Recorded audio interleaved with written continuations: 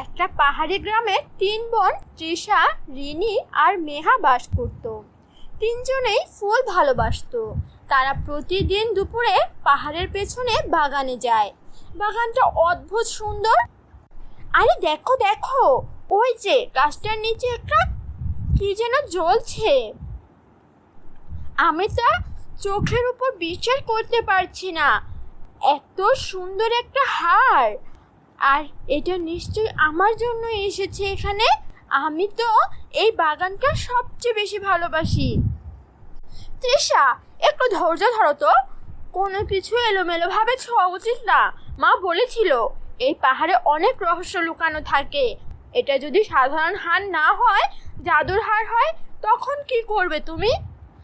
তোমরা জানো তো, দিদিমা একবার বলেছিল এই বাগানে এক সময় এক জাদুকরি থাকতো।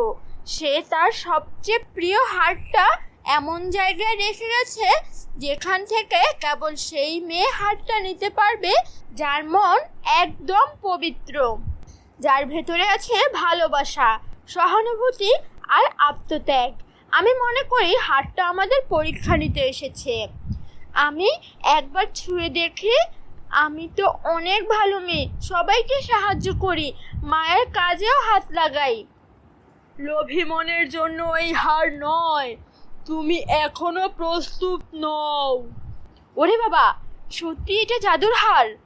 এখন আমি চেষ্টা করে দেখি। আমি তো খুব দয়ালু, আর কাউকে কষ্ট দিলে আমার খুব খারাপ লাগে। তোমার চেষ্টা ভালো, কিন্তু ভেতরের অহংকার হারের আলোকে ম্লান করে দেয়।